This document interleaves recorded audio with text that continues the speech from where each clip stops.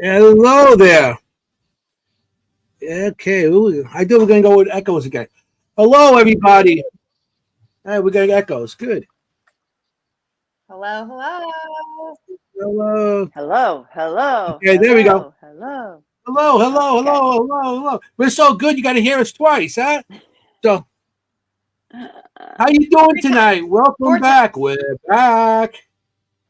You like We're that? back. Hey, got to talk with the hands. Hey, we're back, Ready for the and show. welcome to the Seekers Chronicles Paranormal Historians. We're on episode 33, guys. 33. Today's. Loving it. Loving So, it. Ooh, Lucky yeah, 33. master numbers.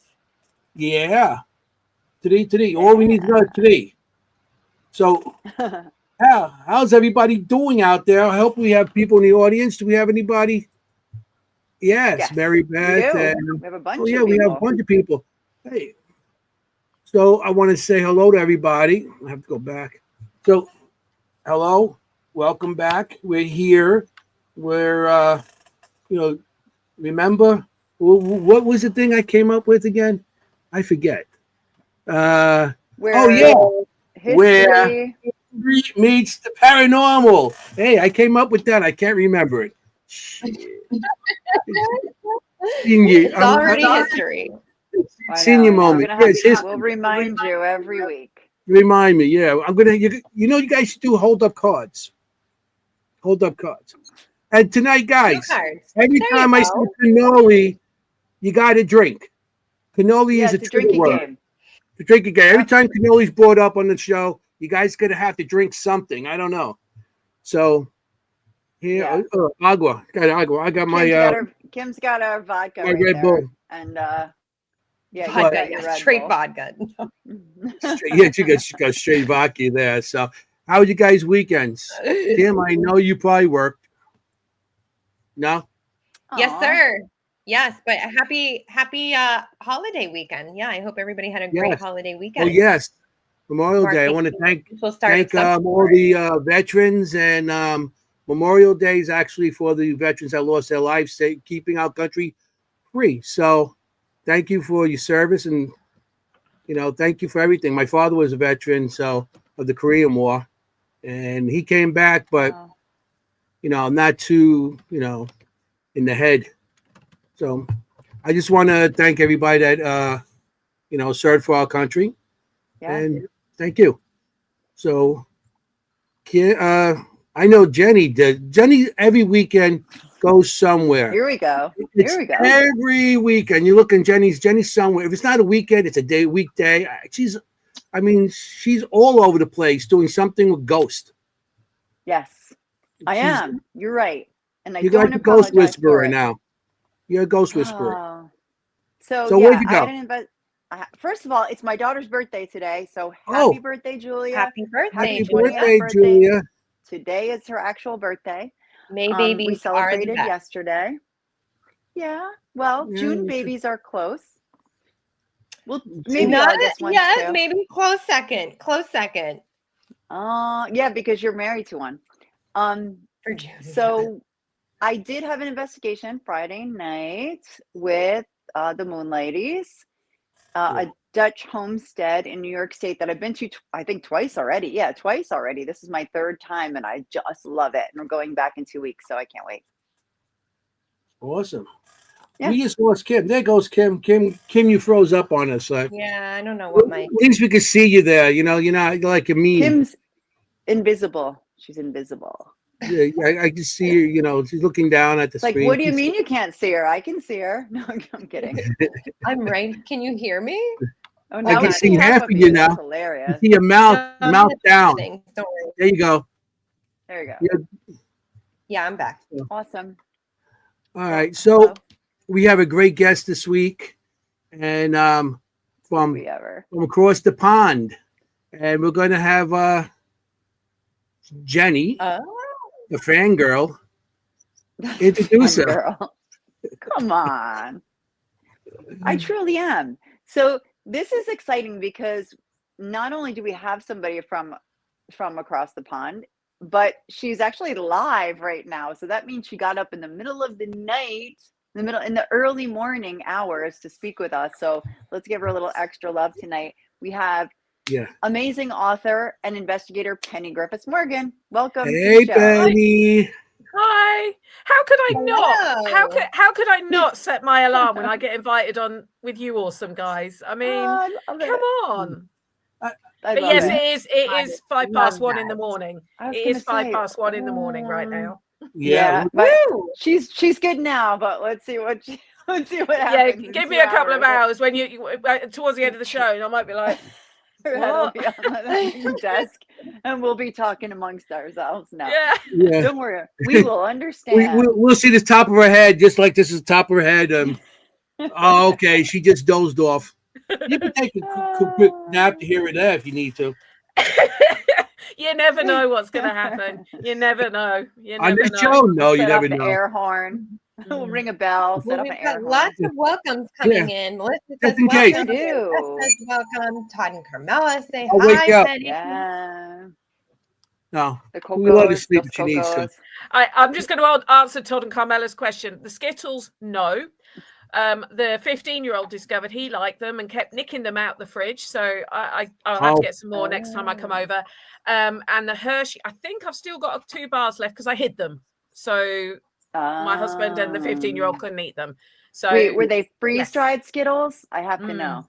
Yeah. Okay. Because we don't get them over here. They very No. kindly. I was in the States a couple of weeks ago because I was invited to be a vendor at Penhurst at the Paracon, which was amazing. And the guys were going to bring me some food. And I have to tell the story about this, by the way. They were going to bring me some food and they were going to bring me a pizza.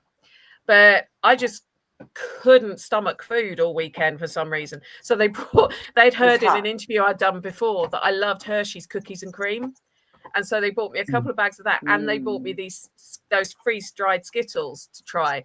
So I saved everything until I got back to the UK so that I could share the Skittles with the family, which was a big mistake. I should have hogged them all to myself.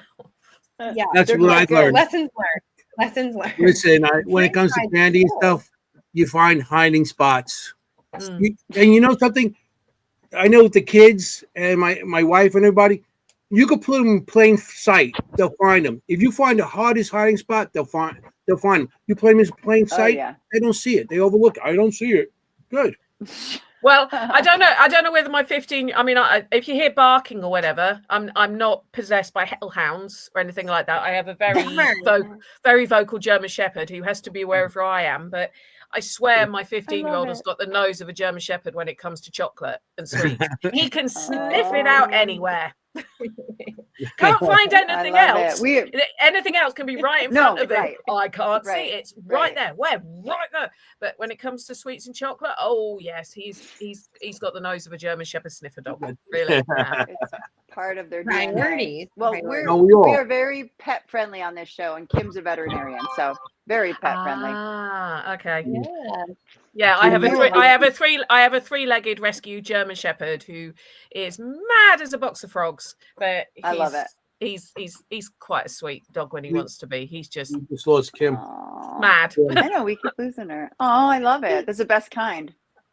Yeah, you'll probably see my cat's butt on the screen sometime during the night. So why do they always do that? Cats are always like, let me show you my butt on the screen. All right. They do. Yeah, I've when I've done podcasts with other people who suddenly normally when it's one that you can't see the video, and suddenly I'll start laughing on the audio, and you have to explain to people why you're laughing, and it is because the cat has just walked straight across the screen and done a little twerk.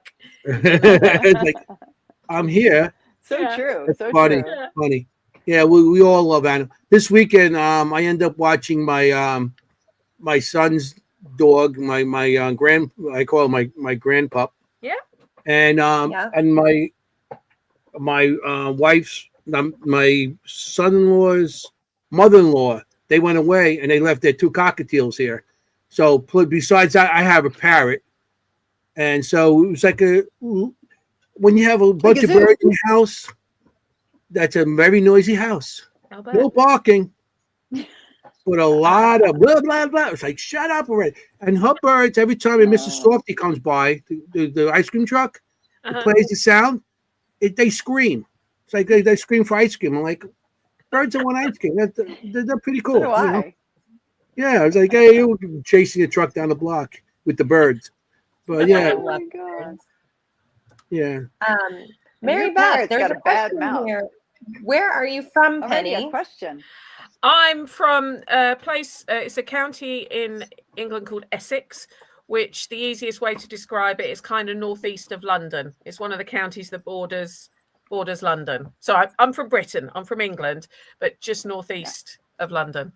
Yeah. Nice. Yeah. I'm so glad you're on with us tonight. Yeah, thank you. Yeah. I've been looking forward to it. I've been so looking forward to it. Yeah. Yeah. Same. Mm. So Same. He's gonna make fun of me. He's gonna say fangirl 80 times, but yeah, like yeah. I Well, said, yeah. I have read your books. I had read your books before the first time we talked on Anthony's former podcast when I was a guest host. And I was Yeah. like, oh, when I saw you were on, I was like, guest host. Yeah, the other host couldn't be on, but so I was like, Jenny, want to be on? Sure. Are you And kidding? I told her who it was. It was like a 12-year-old girl. Oh, And forget it. she read her books. Ooh. I know. And so ever since then, he's like, fangirl. Well, I still have to. I still find it really hard to believe. I'm just me. I'm just Right. I'm just me. I just happen to like writing. Right. Well, I happen But to like your writing I'm too. always. Thank you. I'm always very genuinely happy when people say they enjoy it too. Yeah, I am genuinely really, really happy. It makes, when I wrote my first book, I thought if 2 or 3 people buy it, then great. And I still feel like that when I launch a new book. If a couple of people want to buy it, then brilliant. Right. But it's more than a couple. And I still have to pinch myself. Yes. That's awesome. So what are these books we're referencing? Do you want to talk about them, How Jenny? many? How many are you on now? 6. Okay, I got released picture. 6. One. Is this all the Which one? ones? There's another one to add to that. The newest one, Becoming Peggy. I haven't updated my banner yet. Yeah, this is the newest one, Becoming Peggy. This one.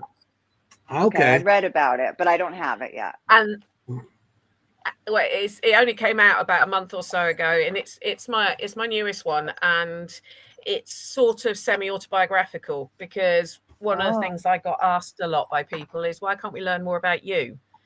And I was like, and so my nickname, the guys who run Haunted Magazine in the UK, Paul and Andy, they nicknamed me Peggy because my initials are PG, and it kind of stuck. And I thought you can either fight them or you can join them. So yeah, they do call me Peggy at times, and that's why I called the book Becoming Peggy, because Peggy's like Sasha Fierce is to Beyonce, Peggy is to me. And it's that one. So it kind of talks about where I kept some like major life events, things where I grew up. So it's still a mixture of history and paranormal, like all my books are, but it's not. It's all stuff that's very, very personal to me. I mean, there's one of the most impactful events ever on my life, and this isn't meant to create sympathy from anyone, it's just the fact, was when I lost my sister when I was 22. Right. And so there's a chapter on that and some of the weird stuff that happened to me after that happened. And all I'll say for anyone who's not read it yet, there's a bit about a kamikaze mirror, which you I still can't explain it. When you read it, you'll get what I mean by that. So that's the most recent one. So yeah, I'm up to 6 now. Wow, that's amazing. When did you start writing? I wrote the first one in, I think it was 2018, My Haunted History. I've always wanted to write them out every year. Yeah, it was for a while. Yeah, this year will be the first time I've not looked. I had finished Peggy last year, but the chap who does my artwork, he had a major delay on getting it out, so it was delayed quite a bit. And I was sort of pushing them out roughly once every 12 months because I get very drawn into the research. I can just disappear. It's my it's my drug, if you like, the research. And that's actually what takes more time than the writing. It's the research. But yeah, it was the author Richard Estep, who is a friend of mine. Who I kept saying I want to write a book. Well, we'll just do it then. And I was like, but I don't know where to start. I don't know. And that's why he did the forward for. He does the forward for because it. he's the one that pushed me to start. And to be honest, once I was finishing up my haunted history when I got the idea for a haunted experiment. So, and now I have a long list of ideas of books that I can gradually just. I am now sounding out my next one. So I am sounding out now number 7. What it's going to be about. Yeah, that's how it goes. Once you get the first one. Keep on going. Yeah. I think for some people, other people sort of like, I've done one now. Right. That's it. That's my list ticked. But no, for me, it's a bit like tattoos. I'm just going to keep going. Until I can go no more. So I totally know what you're talking about when you get lost in the history. It's one of the favorites. I don't even know why I like going into the history books and like going into the weeds and stuff. But it's like the small, like when you can put two things together and you can line up the story with what people are experiencing there. I swear to God, there's nothing like it. So I remember one time I was in, I don't know, a historical center in, I think it was in Somerville. Anyway, one of those places, not Somerville County. I don't know, whatever, somewhere down there. And I'm looking through this book, right? And it's typed up. So it's that old font from like 1960s, 1970s, maybe 1980s. And I'm just looking through, and I had just communicated, because I'm a medium, I'm communicating through with a Native American. And the Native American, this town, was telling me that there's caves there. And I was like, caves? I'm like, that's so weird. It's New Jersey. Like there's no caves in New Jersey, right? So literally, as I'm in this historical center, I'm turning the page and it says Indian caves, because that's what they called them back then, but Indian caves of Mountainville. And I literally jumped up in my seat, and everybody's like all in their research. And it was so exciting to me. So I totally know what you're talking about, Penny, when you're talking about like getting that information, which is there. You just have to put the time in and put the pieces together. Yeah. And you have to, I think you have to want to look for it. I know when I go to, if I'm doing something that's local, so I can use my local archives where I live. It's only about 2 miles up the road. So anyone who wants to do research, find where your local archives are. The amount of information that is stored in those places is mind blowing. But I'll like go at say 10 o'clock when it opens. And my husband will go, when will you be home? I'll be home in a couple of hours. It's 10 minutes up the road. No. and it gets like 4:30 and he's messaging me going, are you coming home? It's getting dark. And I won't even realize, I even though it's all glass front and everything, I'm so engrossed in what. And I have been there and done the thing when I found that key thing that just clicks everything together. And you can tell the people that used to doing that, because they look and smile. The people who are there for just because they want to research family history and they don't do much research, they're like, but like the archivists, they'll know, because I've talked to them before. They said when they see someone going, they know that they've found something that is vital to their it's I do genealogy. I did my genealogy. I've been doing it since '86, so I know when I used to have to go to the just in the city, the library in Manhattan, and the microfiches. Those. And then Newburgh. I have different places. I couldn't wait. I joined Ancestry.com. That's when stuff started coming in faster, because you couldn't. How many times you got right down the road? For me, I got to go into the city. I got to go everywhere to get my stuff. So I'm like, so when I got Ancestry.com. And you're right, how you get involved. I'll start at night and start looking for stuff, and it'd be like the sun's coming up the next day. I'm like, oh wow, you get so involved. And then you find out one piece of information. You're like, I understand that. Yeah, I'd like doing research also. I mean, And it then is it amazing how much stuff is digital now as well. Oh, That, sure. that, you know, when the fact I can research US stuff without having to leave the UK, because so much of it's digitized. Same with like UK stuff. I don't have to go to the archives in like Manchester, which is up in the northwest. As much as I do love though, because I do love touching the original. When I was Oh, I yeah, was doing paper. I was doing something on our local workhouse in Chelmsford where I live, and fortunately a lot of their documentation, sort of, we took the 19th century here, it got destroyed, but they still got a few of the sort of books, and I'm touching these books. When I went to I was doing something on the Chelmsford witch trials for someone, so I went to our national archives in London, and I am touching the trial scripts from the 1600s. I'm holding these documents in my hand, and you're just looking at it thinking, I mean, apart from that, the energy that was coming off them when I'm reading all these women's names, but just touching it thinking, this was written in the 1640s. That's the mind-blowing thing when you hold. It's great to see it on screen, but when you actually hold and touch these documents in your hand, I always have a moment of whoa every time I do it. It's wow. It's a privilege to be able to do that. That's amazing. That's awesome. Yeah, we all kind of held our collective breath there as you were saying it, so we get it. Share we get it. it. We were like, Wow. yeah. So these are I'm going to show you books again. If anybody wants to get her books, you get them on Amazon. These are the names. I'll leave it on for a couple of seconds. So everybody wants to write any of the names down or remember them. Okay. Start writing now. That one's really drawn to me. The Elements of Cooking Forest. Let me tell you something. That's my favorite by far, to the point, Penny, where I actually went on my own, did my own research afterwards. I actually looked up some of the things in it myself and went deeper into them. Yes, you inspired me. That's what I want people to do. I was talking to someone about this weekend at I saw Todd congratulated me on my award that I won this weekend. We're going to talk about that. Yeah.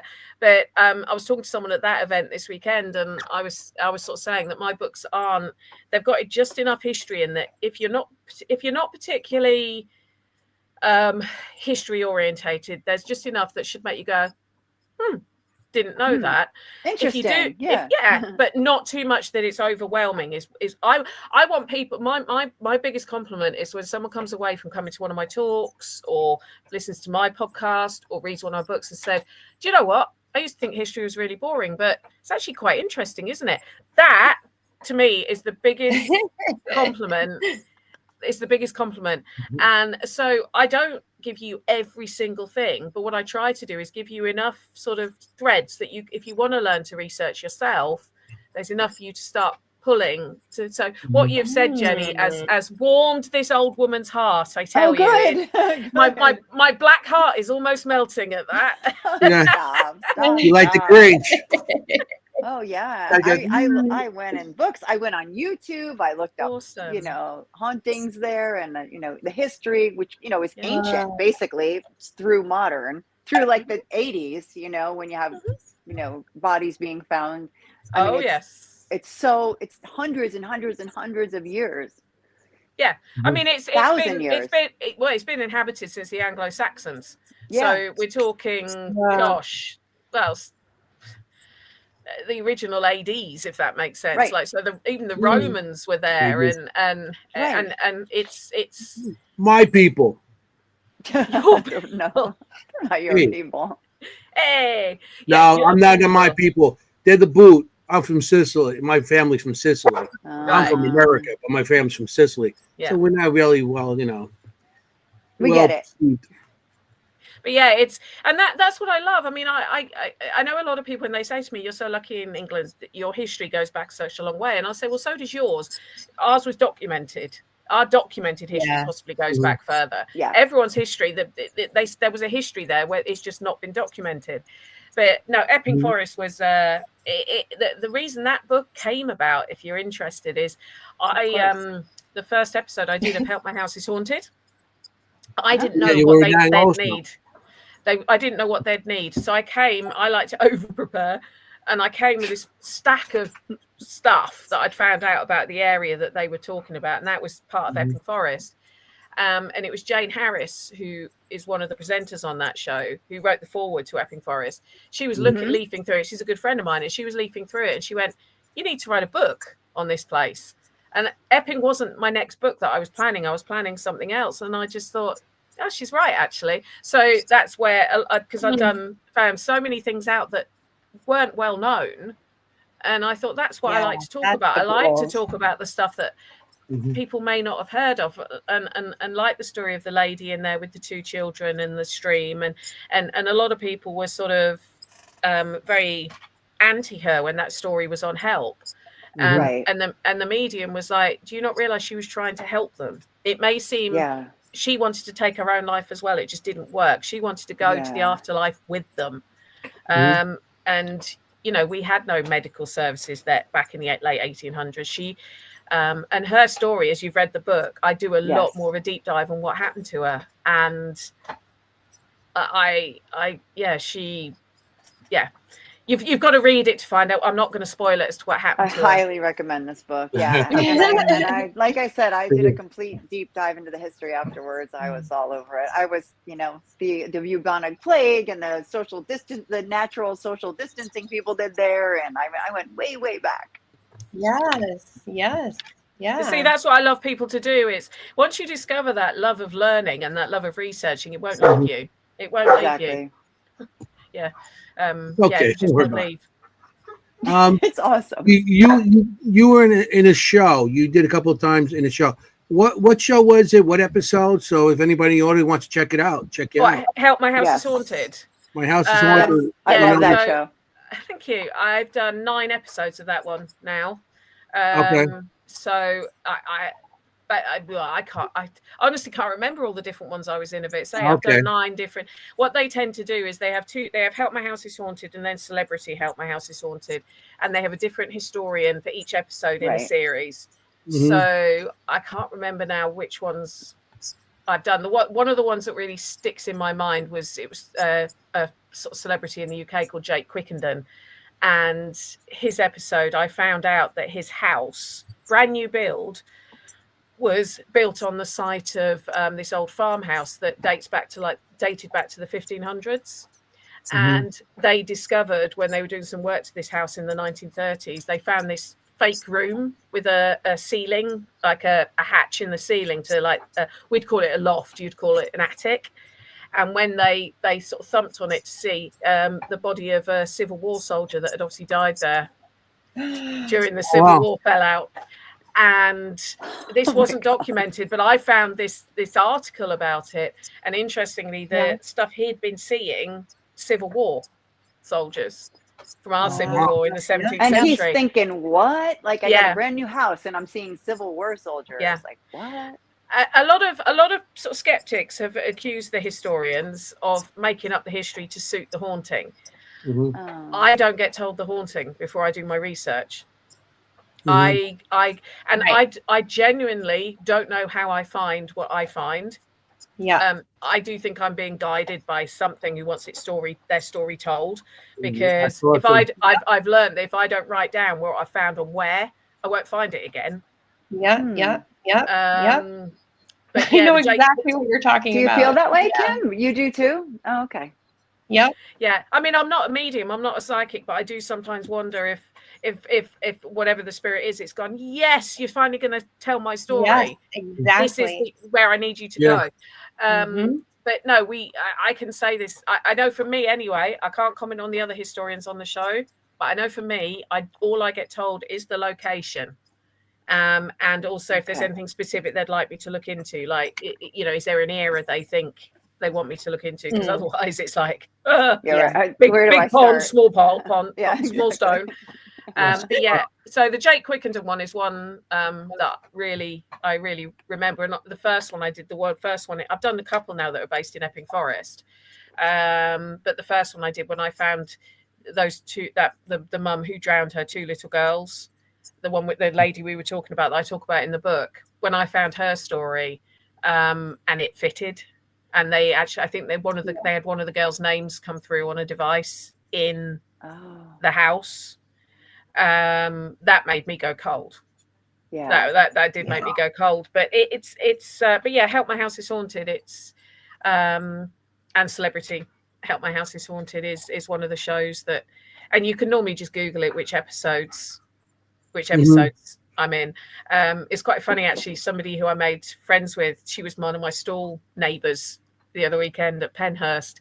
She doesn't watch stuff like this, Wendy, and she sent me a message saying that she decided to Google it to because she missed me and she wanted to hear my voice, and she found one of the episodes I was in, and she's sitting there watching it, and her partner comes out and he goes, "What are you watching this for? You don't watch stuff like that." And then suddenly sees me and goes, It's Penny, it's Penny. She goes, "I told you." So good. That is Yeah. awesome.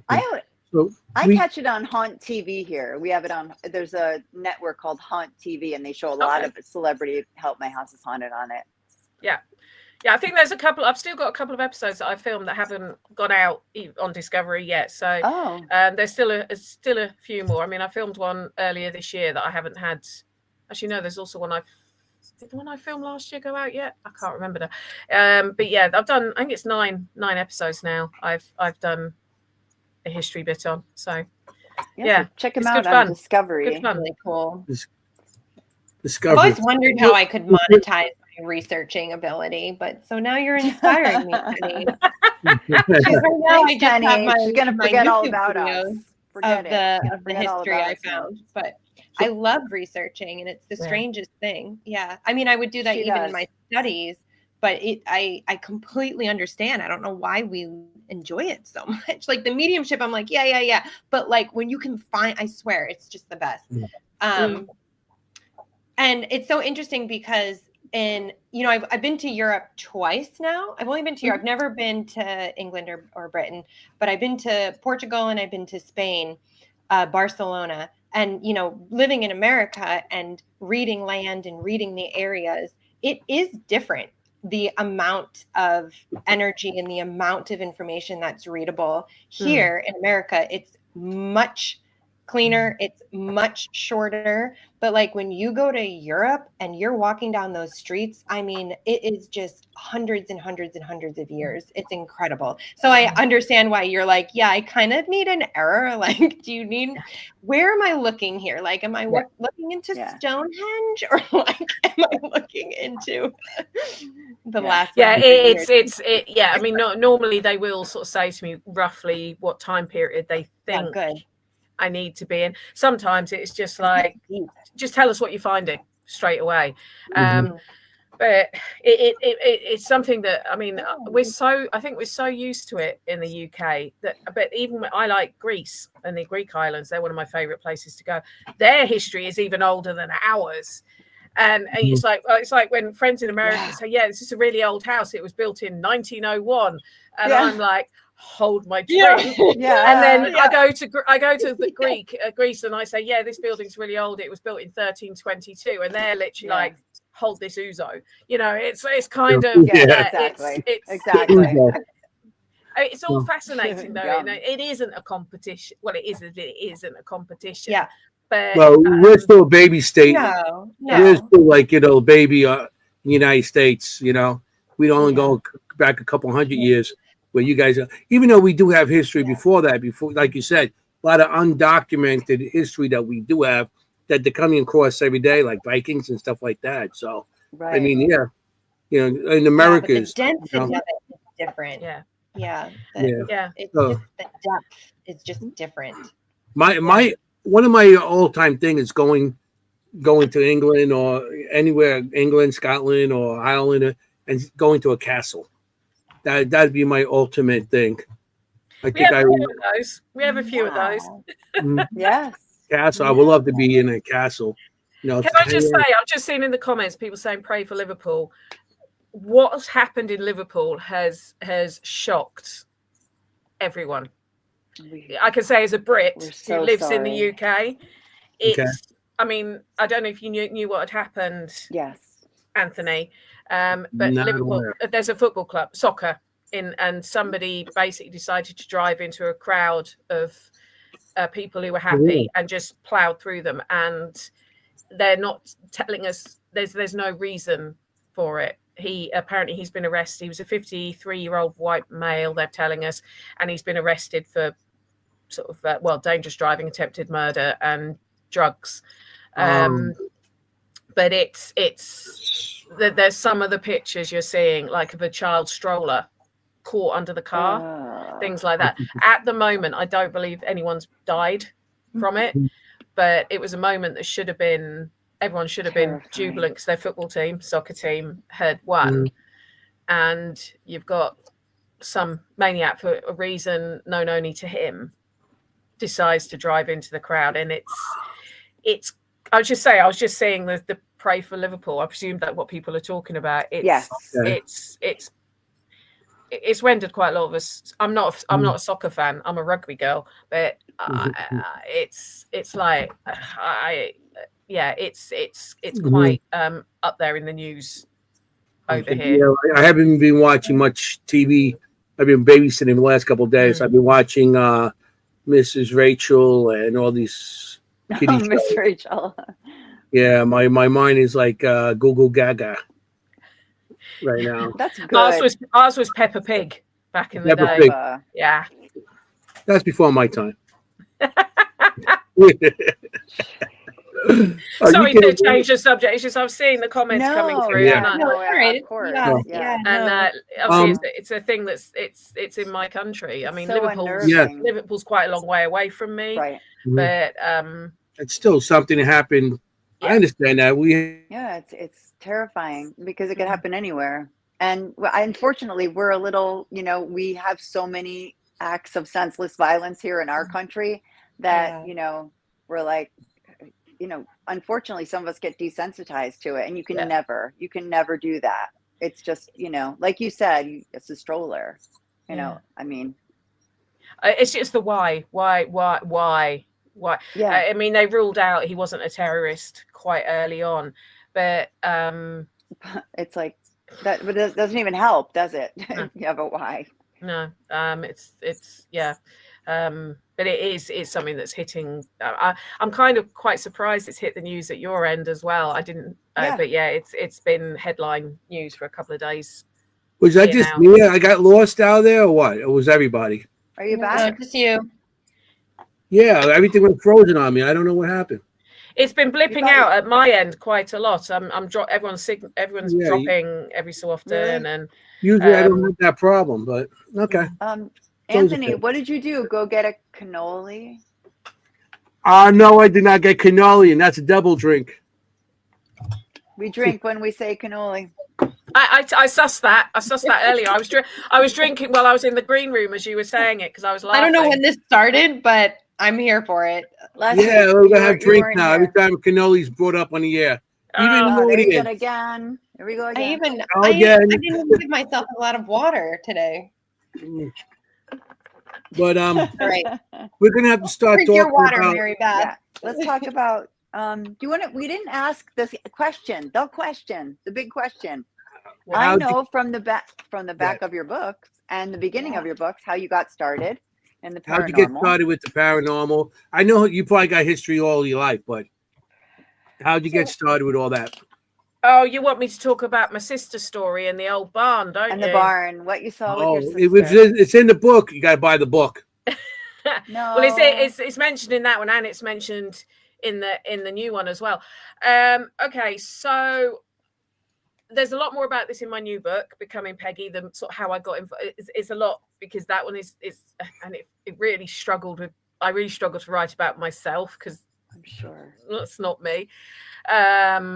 But basically, all my life from a young age, I thought there was something else going on. If that's the best way to say it. I'm not a psychic. I'm not a medium, but I did hear things. I did see things that I couldn't explain. A lot of children do, don't they? They still have that sight that they can. And we lived in a very sort of little village in Norfolk, which for those of you who don't know where Norfolk is in the UK, if you look at a map of England, you know the bumpy bit on the side. I always say it looks like a bum sticking out. That's where Norfolk is. And it was a tiny village, and there was only about 200 houses there. So my sister and I would walk our dog a lot. And now I must have been about, I'm sure I must have been, I'm trying to remember this because someone asked me, I must have been about 9 or 10 when this happened. And there was this derelict old barn in the village that, you know, when you're kids and you dare people to look into the haunted house that you walk past, all that, that's this barn. yeah. It was dark, it was derelict, it was padlocked, like a rusty old padlock. It was, you know, a kid's horror story, just stood there. Anyway, we would dare each other to look in, and one day we were looking through a sort of a crack in the door, and there was this light, and the only thing I can sort of equate it to is it made me think of Tinkerbell from Peter Pan. And it was flying around inside, but not sort of, not like on a breeze. And it was a summer's day, it was a warm summer's day. It wasn't just coming in, a light coming in, because it was the way it was moving around. It was kind of, it would go along and then suddenly it would dart that way and then suddenly it would dart that. It's like Tinkerbell flying around, like glowing, and it was glowing, it was bright. And I can remember my sister and I were completely transfixed by it. We couldn't stop staring at it. And then the next thing the last thing that happened was it flew directly at where I was staring in through the door, hovered there for a second, and then disappeared just like that. Whoa. My sister and I couldn't move. It was like we'd been hypnotized. And the weirdest thing was I don't think I had a watch on. My dog was asleep at our feet. So we must have been stood there for a lot longer than the 10 seconds it felt like. Now, I didn't think about it much. We said we'd never talk about it because it was so weird. But as I got older and obviously got into all this kind of stuff, I did start looking into what it could be. And we don't have insects that glow like that in the UK. It wasn't light coming in the building because the way it was moving. I don't know what it was. And I've had a few people say, could it have been a fae, like a fairy almost? Yeah, right. And I was like, I don't know. That's why I say the thing it reminds me of is when you watch like Peter Pan and the way Tinkerbell glows and the way she darts around. That's what, and it was after that experience, I just thought there definitely is something going on that I can't explain. And it stuck with me ever since. Wow. And you both saw it. That's what strikes me about that. Yeah. Whenever cool. more than one person sees the same thing, that's always fascinating. She was stood there with me watching it. I mean, obviously, unfortunately, we can't ask her about it, but I just say it was something that made me go, yeah, there is something that we can't explain. And you really never talked about it. What were your feelings that you had then? Were you afraid or were you curious? Because it's interesting, like as you're talking about this light, I'm not getting the sense that it would be a spirit. It was almost like either a spirit guide that was activating, and because the time loss is interesting. That's not something that spirit would typically cause. But it's almost like either spirit guide or like ET or like some kind of other elemental that was causing the time shift too, because that's really interesting. So I'm just curious. Fear. It wasn't so much fear, more. I mean, I can't obviously comment for my sister because I can't. I genuinely can't remember what she said at the time. But I just remember my feeling was just transfixed. I felt hypnotized. I felt like I couldn't move. I couldn't move. It was as simple as that. But it's more when we realized how long we'd been standing there, because the dog was fast asleep at our feet. So it was more than the 10 seconds that peering in, seeing this light that it felt like. Yeah. That's amazing. Faye could do that. That's something Faye could do. Fairy and Faye. Oh, sure. Yeah. See, I've got a friend in the UK called Kate Ray, and she's an expert in Fae and all of that. And I've told her this, and she said, I reckon it's a mischievous fairy Fae. They still do that. Yeah. Interesting. Fascinating. I know. Yeah. First experience. Tangible. We got some pictures, and we're supposed to be talking about a location tonight. And he's frozen.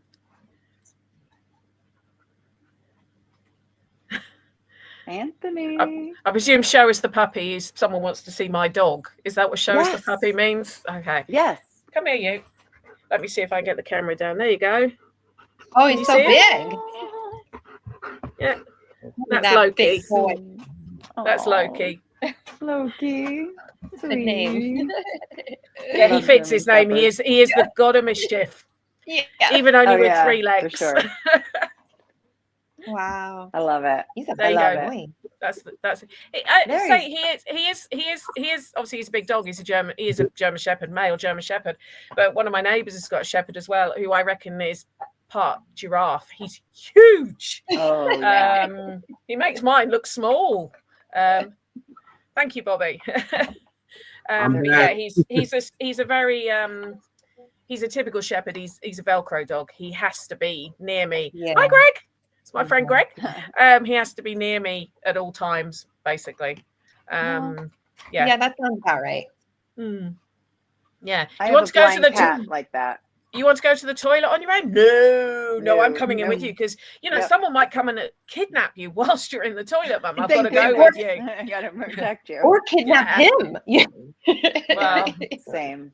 I think he'd wear them out. Well, quite the quickly. shepherds. I always tell the shepherds when I vaccinate them or I have to do anything to the shepherds, I always tell them you got to be a brave shepherd today. Okay, you got to be a brave Aw. shepherd to get your vaccines today. You got to be brave. He's never had to be muzzled. Because of his we were waiting for you to come back, Anthony. That's why we're chatting. Because of his missing part of his back leg. My internet keeps on going out. He was really funny about people touching his back leg where he's Yeah. missing, because we don't know what happened to it. He was found as a 3-week-old puppy in Bosnia already with it. Aw. He's kind of missing it from his ankle Right. down, if that makes sense. Mhm. But because I knew as he gets older, the Yeah. chances are his hips are going to have to be checked and everything. I've desensitized him to being touched there, so he Smart. doesn't because when we first got him, he would go, you touch him, and now he knows if mum or dad is there, he's not going to get hurt. He's fine. Right. So Yeah. he's never had to be muzzled yet in the vets, which Great. he actually likes his vet. Sweet. Good. We Very like our good vet that she too. has a cat named Loki. Yeah. That's fun. He was such a little. Oh, she had a cat. Yeah, named he's Loki. he's a big it's I think if I'd called him a different name, it wouldn't. I think I've made a rod from my own back calling him Loki, because he is the god of mischief for sure. Loki's in the audience, as we call Lourdes. Yes. Oh yeah, that's What do you right. call Oh my Lourdes? gosh, that Loki. too. Loki's Yes. in the Anthony, audience. what were you gonna He's say? under Gagnac. Oh, Yes, my Anthony. gorgeous friends Ron and Lourdes. I love those I know. two. They're both I in the love audience right those now. They're two. both here. They're both here. They're both here. And they're making fun of me because I keep on freezing up, the two of them. So, okay, let's get this in because we're going to be running out of time. I want to make sure Yes. we finish all this so you could get to bed. Yes. Exactly. Okay. Before she falls asleep. Okay. I'm doing okay. I'm still awake. No, I'm you're still doing awake. great. You look great. We might. I'm on my third Red Bull, so I'm doing pretty good right now. I'm going to throw an aerial shot out if you want to talk about this place.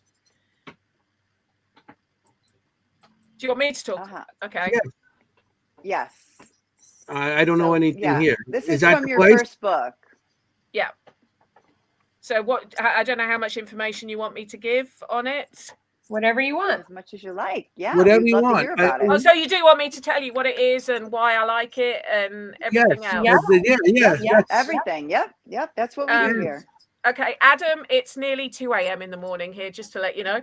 So Adam's just said, what is it 1 a.m.? It's what, 1 a.m.? No, it's nearly 2 a.m. Nearly. Okay, so this is a one of my history specialities is the workhouse, the Victoria. They call it the Victorian workhouse. Technically, it was slightly before Queen Victoria, but it's known as the Victorian workhouse. And even though we probably had at one point in the UK over 600 of these buildings, there's only 3 or 4 left that you can actually visit, which I, as a historian, I find quite sad, because it means that people don't get to learn the true history because they can't visit them. If you can visit a building, you can get more of a sense of it. And yes, they were austere, as you can see here, very formulaic design, very regimented design. But that was because they needed to control hundreds of people with bare minimum staff. Now, this is one called, it has a couple of names. It's well known more as somewhere called Gresson Hall Workhouse and Farm. So it's a workhouse in Norfolk. Again, remember the bump on Britain's backside, and it's part of the area called the Mitford and Launditch Poor Union, because when the workhouse movement was formed, one of the differences was, whereas before 1834, you had what they call parish workhouses. So you'd have the parish of whatever, it was their responsibility to look after their poor. So you might have one parish workhouse had 3 people in it, another one might have 500, depending on the size of the parish. And also some parishes, I mean, you must see it in the States, some areas do have a higher, say, proliferation of elderly than others. Well, if you've got more elderly, there might be more demand on the services because they might need care. So they decided that maybe it would be fairer to put loads of these parishes together so they combine their resources and build a central hub, a central workhouse. And this is one in Norfolk, and say it's called Gresson Hall. It was originally built in 1830. Well, it was originally turned into a workhouse in 1836. Before then, it was actually one of the earlier versions. It was known as a house of industry, which aren't as common. And then when the rules changed after the 1834 Poor Law Amendment Act, it became the Gresson Hall Workhouse from 1836. And it stayed as a workhouse until 1948. Not that one. That's the British School. It stayed as a workhouse until 1948. One of the couple of interesting things about it, in 1917, it held 50 German prisoners of war from the First World War, which actually quite a few workhouses did. That makes a lot of sense. Yeah, Kimm did a reading. She did a reading, pre-recorded readings. I love it when psychic mediums say that to me. That makes sense. I know. Like, oh, what did you find? So yeah, in 1917, and they would have been repatriated back to Germany around 1919. Also, they actually built some additional cottages in 1853, whereas when you went into the workhouse, everyone was segregated. So children would go off in one bit, men would go off in another, women would go off in another, and they'd differentiate between if you were able-bodied or not. And a lot of people, oh, that's awful, husbands and wives were separated. Well, why do you think they separated them? They had no contraception. They wanted no more babies. They didn't want more babies to handle. So, but then in 1853, they started saying, well, if you're an elderly couple, you can share if you want to stay together. And they built these sort of small cottages called Cherry Tree Cottage at the workhouse. And I've had a few experiences. That's it. That's the one. Yeah, that's Cherry Tree Cottage. Very nice. And that's one of the ones I had some interesting experiences in when I investigated there. So whereas everyone thinks it was very harsh, and yes, it was harsh, they were trying to make it easier, because obviously the figure was an elderly married couple aren't going to be able to have any more children, so we can let them stay together if they wanted to. If one of them didn't want to be with their other half anymore, they didn't have to be. I was going to ask. Sorry. I always find that quite amusing. You don't want fights either. No fighting. No. I love that you bring this up about the workhouse, because I just recently went to Trans-Allegheny Lunatic Asylum for the first time. And one of the things the guide said was, try to understand, some people did get better. People don't talk about that. No. They don't talk about the people who did get better, who needed to be here, who did benefit from being here. And it's not all darkness, that kind of thing. So, I mean, think about it. There was a farm right next door, right, where they worked the land. They were fed. These are very, very poor people. So it's not all, we have this awful view of it. But I love that you bring that up in your book. It's not something I particularly want to have to use myself, because I like my independence. But, there's an awful lot of people, oh, it's awful, they were thrown into. No, you were never thrown into the workhouse. You had to be admitted. And, it's it's very well saying, well, couldn't they have just given them money so they could stay outside? Well, they used to do that, and they couldn't afford to do it anymore because, you know, they it's not like they had computer systems to regulate who got what, you know. And yes, the diet wasn't great, but then again, it was designed to be. They didn't want people wanting to go in there. They didn't want you couldn't you didn't want to go in there. It was your last resort. And so that's why they made it as unpalatable as possible. It's also why they created such a stigma about the workhouse, because if you create a stigma about something, a lot of people go, oh no, I'm not going to do that, I'm going to do that. So it is the ultimate, you're kind of forced in. I mean, I have my own personal family story about the workhouse, which you've probably read, Jenny, that I think it was my great-grandmother on my father's side. Her husband died they were in their 30s. He was a foreman in a steel mill up in the northeast of the UK, and he died unexpectedly. They, at the time, in sort of 1920 something, they didn't really know what it was, but looking at it now, I would say it was fibrosis, because he worked with steel. I think it was, you know, like a lung cancer from that. But and she was given 48 hours to get out of the tied cottage that was part of his job. 48 hours with 3 children under 6. Wow. Her mum lived in a 2-room built apartment. She was like, I can't have all 4 of you living here. And so she decided that she was very good at sewing. And so she went to what would have been the poor union and asked for a loan to buy a sewing machine so she could make money whilst the kids were there, because she couldn't go out to work because she had 3 children under the age of 6. And they said no. They said your only option is the workhouse or nothing. They wouldn't give her this out relief. She basically was like, well, no, I'm not doing it. And so found herself a job as a housekeeper for a gentleman who said she could live in his house with her 3 children, and they ended up getting married. But the point was, it's like a Jane Austen novel, isn't it just? Isn't it just? And it's a true story. The good one. But she, you know, the point I make is that when people think you're forced, well, she didn't want to go into the workhouse. She had to find another way of doing something. I don't know. Everyone was that fortunate, but it just shows that it wasn't. They basically made it as bad as possible, so that you would look at every single avenue first. You wouldn't just use it as a crutch, I suppose. But yeah, the food. So, I mean, when people look at the diet, and there was a mandatory diet set for people in the workhouse, that it was set from like government, so that they knew that this was all stuff that evolved, because there were scandals to do with workhouses. There was a big one called the Andover scandal, where the master of the workhouse there was stealing. You would get given the correct allocation of food for how many inmates you had. He was stealing it, selling it. So some of the inmates were starving, and they were basically peeling rotten marrow off bones that they were crushing because they were so hungry. They would eat potato peelings because they were so hungry. And it was this nasty piece of work master.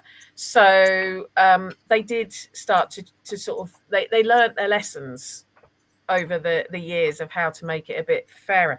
Some of the inner city workhouses were not great, but then again, a lot of inner city can be like that. But some of them, they stop these people starving or freezing to death at the end of the day. I mean, when you've got someone who, you know, that in Norfolk, there are tales of people just living in the hedgerows when they had no work, because they were too scared to get admitted to the workhouse. Which is I think is really, really sad. I mean, I understand making it hard so that people didn't think it was an easy option. It wasn't a hotel, far from it. No. But I just think I think we don't hear enough about the people. There is a common misconception that the only way you ever left a workhouse is in a box, i.e. dead. Wow, that's not true. I've looked at the logs. I mean, I've not looked at every workhouse in the whole of the UK. There were 600 of them, but I've looked at the one for Chelmsford where I live, and I can't remember what percentage it was, but I'd say the percentage of people who left because they were in a box, 20%. for the 3 years I looked at. You could discharge yourself at any time. You could ask to leave at any time. It's not a prison. Exactly. It wasn't a prison. And actually, the only reason it took people 2 hours to leave on average was because their possessions were stored off site. And it took them that, obviously, we didn't have cars then. So they'd have to send a horse and cart to get their possessions and bring them back. And you could leave. There was no, the only rule was if you came in as a family, you had to leave as a family. A bloke couldn't just leave his wife and kids at the workhouse. And yeah, bloke. I like that. Bloke. Otherwise it would happen. So bloke, man, husband, bloke. Father. Bloke. Yeah. Geezer, dude. Geezer. Bloke, tomato. Dude. Tomato. Kimm, why don't you play what she you know before you went ooh, so you guys so she could go love to. ooh. Well, Please do. Well, we don't tell Kimm anything. I send her a couple. be I fair. send her 2 of your pictures, and she did a reading Right. on. But we don't tell her anything, just like you don't get told anything. Yeah, for she that didn't show. know you Like, from the nothing. UK until She today. doesn't know the guest. She doesn't know the location. She No, doesn't know anything. And then This is what I love is because what you're telling me makes so much sense of what I was seeing. Brilliant. So this is let's hopefully do it. more of this will make sense to you too, and you can help. Okay. Okay, we have another location for our guests this week and for our viewers. I was given 2 photos, 2 black and white photos. This looks like the front of a brick or stone building. And as I tap into this location, something here about a royal guard. Either there are officers on guard here, or this would be a place of a police station. I'm also, gosh, this is quite a depressing, isolated place. But I'm seeing people isolated in rooms for quite a long time. But there's a sense of like hopelessness or separation. They're kept here. Feels like a prison. There's just a melancholy here. So if you went into this building or near this building, there's just a sense of melancholy. Where I'm really feeling this is I almost feel like I wouldn't be able to leave here if I went in. Saying that I'm feeling this quite early is interestingly, I'm seeing individuals, seeing men in tweed, and I'm seeing women in long dresses. I'm also seeing small eyeglasses on people. It's very small circular eyeglasses. Although I think it has been used for the 1900s, but I'm not feeling like the scene that they're showing me is 1900s. I'm feeling like this would be earlier into the 1800s. Thin. Everybody's very thin. Hollow and just like... Yeah. Wow. Then because they're not eating right. Because they're hungry. Yeah. That's only one. You want to do another one? Do you want me to do all the videos? Yeah. Or you want to share anything on that, Penny? I guess I'm making notes. I'm making notes as the video's going through, so it's up to you. Go ahead, continue through, because I don't want to. I'll make sure you got your things. We got more things. So. Okay. Yep. They're bringing my attention to the courtyard here, and what I want to say is I don't know if there have been paranormal experiments here, but I want to say one that would be very good to try is actually to clear the sand on the ground or place flour on the ground. I don't know why they're bringing this up. Flour on the ground and look for footprints, because you will see footprints that are not made from the living. They're out in this courtyard, or they're even saying maybe even into the hallways. So I want to say specifically adding flour or baking soda, something like that. You might actually be able to catch footsteps here. That's really interesting. 1800s, but I do believe this is on like land here is actually not even that great. So the history of the land here where this building was put on, I don't know, there's something here about the law, royal guard. The land here has history of holding people even before this structure was placed on it. Reserved. So many of the spirits here are actually quite reserved. Keep wanting to talk in British accents, hearing them in British accents, but at the same time, there's very low brow British accent, low class, and middle class. Yeah, they want to say like working class individuals. You want to continue? Whoa. You want to? Sure, there's one more. Okay. He wants it to continue. He wants you to continue. Yeah. Yeah. Loki's like, And go. then I have this other picture of this machinery. And then I have this other picture of this machinery. And it's funny, I do feel like there's a gentleman here. And it's funny, the name that immediately came up to me was Walter Freeman or something like that. But like Walter, like this. So he's wearing like this cap, like this Irish cap on. He's wearing like this Irish cap on his head. Workman-like. I feel like he is in workman's clothes. He has tools. So I feel like he would have been somebody who would have repaired things in this property. I feel like there's a lot of heat associated with this. I'm not quite sure what this is, but I'm seeing heat and like fire, incinerating or something with heat and fire. So again, there's something here about the sound of tools. So I don't know if you would hear banging, like metal on metal banging here in this area. He definitely has full range of this property. He definitely can go multiple places. He is a larger gentleman, but I do feel like he's leaner in size. Everybody here is just like leaner in size, but he is taller, middle-aged, but he is a worker, and he lived and worked here. I also want to talk about an accident that happened here, and they're actually showing me like an injury to an arm.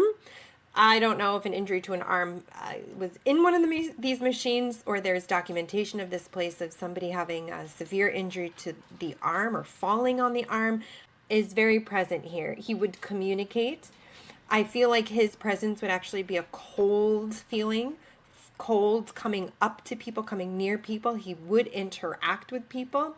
There is still that, and he would have died here. I almost feel like it was a heart issue or something. It was a sudden passing. I still feel like this is a very busy area. I'm seeing a lot of people working in this area. Again, workman level, working class people.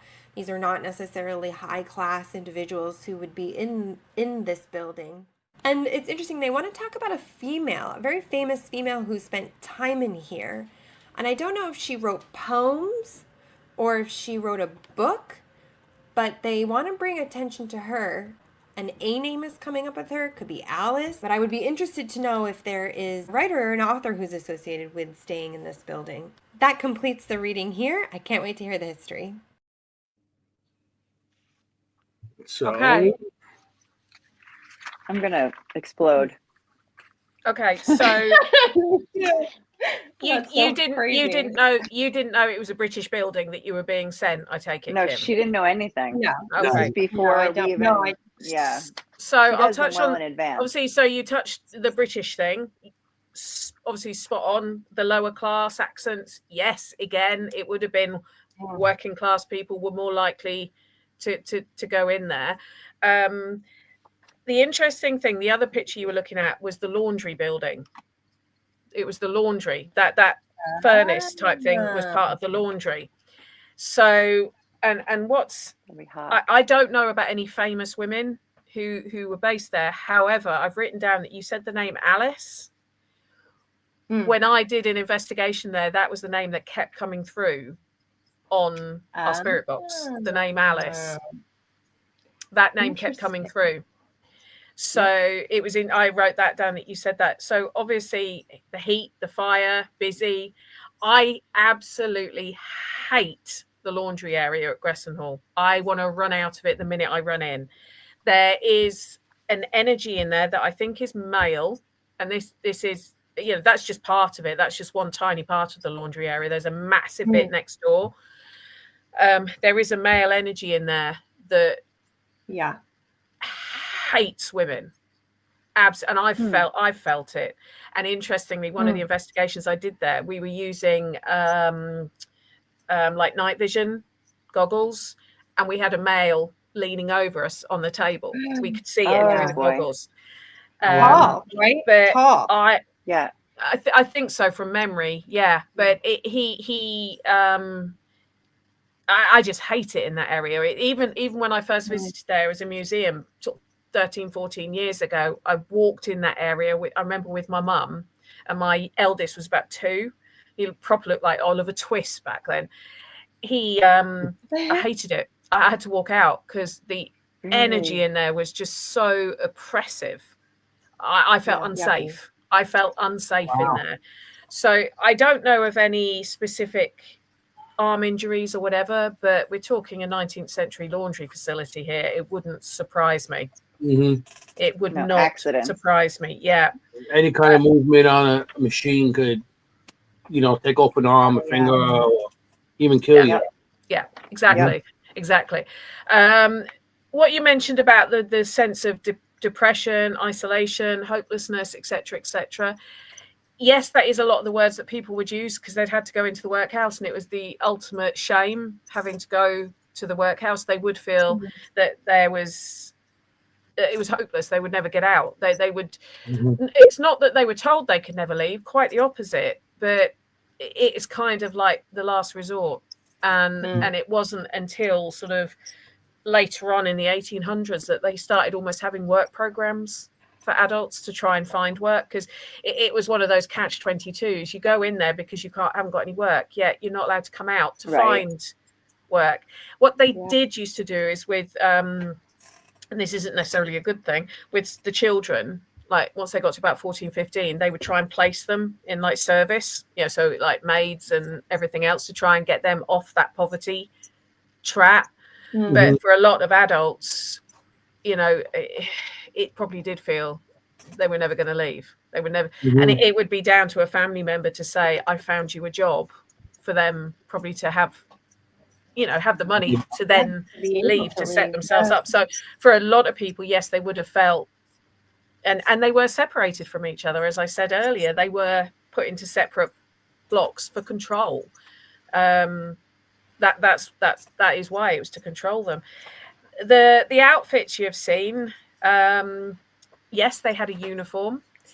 They would have what they call workhouse clothes. Now, I don't think the men wore tweed, because tweed would have been quite expensive, but it was kind of a very rough kind of fabric they would wear. That was wool.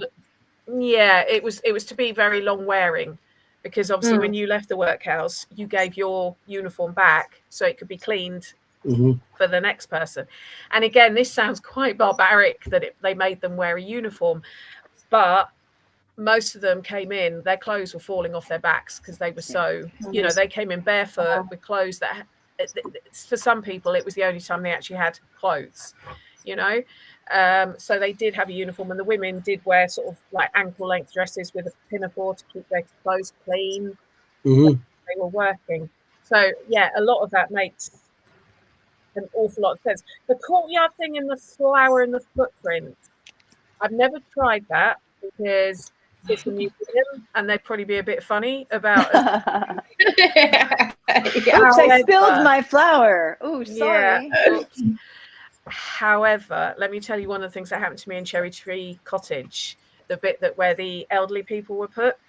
I was in there, and there was the gap. It was like 1 o'clock in the morning, pitch black. It's like January, so it's pretty. What my dog was doing, he was shredding something down there. The gap under the stairs, and I saw 2 feet walk past the bottom of the door outside, and I opened the door and there's no one there. And you mentioned about, sorry, you heard the footsteps. Yeah, and I saw the movement of the legs, and there's no one there. But it was the fact you mentioned about footprints. I saw 2 feet, the shadows of 2 legs, walk past the end, the bottom of the door. Well, then if you could put the flower there. Oh my gosh. Maybe.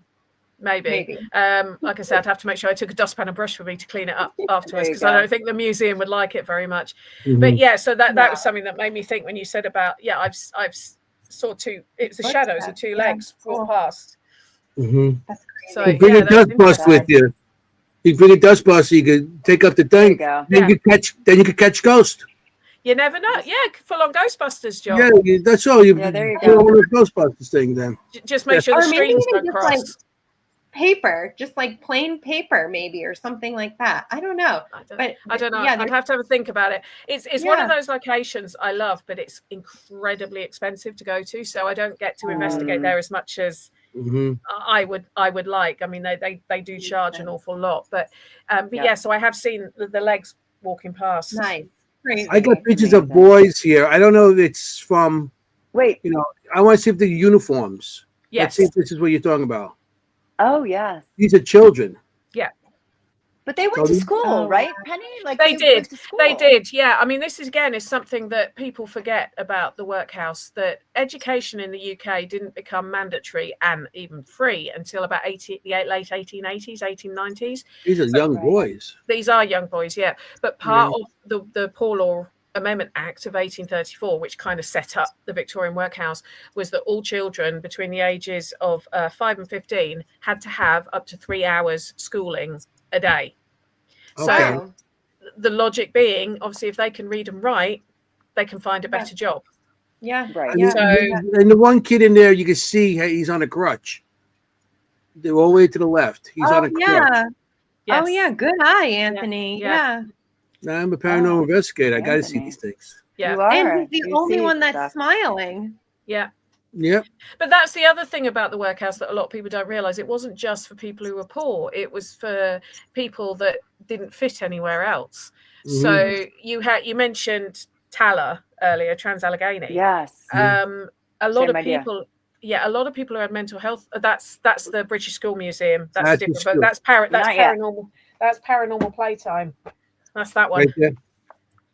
That one. Paranormal playtime. That's what paranormal there was- playtime, people. Yeah. There's one that's- other thing, though, that Kimm said, Penny, that struck me. In your book, you talked about the bang in the laundry. She said something about a loud noise, didn't Yes. you? Yeah, like metal on Yeah. metal, or Yes. thing. Well, I mean, it would have been loud in there. It would. I mean, you can imagine all the machines going Right. and everything else. But yeah, when I was investigating them, a couple of us were sitting on this really solid oak table, and I mean, I'm talking solid. Like, I'm pretty strong. I couldn't even shove it. It's that solid. And there was a bang on it that we felt that reverberated through us as we were sat on it. I Wow. remember this in the book And so well. we don't know what it was. We couldn't recreate it. We tried, like, thumping the table ourselves, kicking it, dropping something on it, but it was so loud it made the table like shudder. We thought maybe we were too heavy and we'd broken it, so we were even checking we hadn't cracked it. No damage to the table. But yeah, so it's we don't know. I think there was 3 of us, and we all felt, because we were watching them do like a shake. Well, it wasn't just a shake. It was like this boom on the table, like the table went, reverberated, and because we were sat on it, we felt it reverberate. Wow. It was almost like someone had picked it and dropped it, but they hadn't. And we tried lifting it, we tried pushing it, we tried recreating it, couldn't do it. And it was after then that we saw the man through the night vision goggles leaning over the table where people were doing, I can't remember what they were doing. I think they were doing glass work. I can't remember now off the top of my head. But yeah, it was, but the noise in there would have been. I don't think you said man in the book. Picture. I didn't know it was a man that you saw. That's interesting. Yeah, it was a man leaning over. I got a picture here I downloaded for Kimm. Oh, the Suffolk Punch. And here for Kimm. She's a veterinarian for horses. Those are With Suffolk horses. Punches. They're Well, very I got a picture rare. here. You sent of doctors and nurses. That was some kind of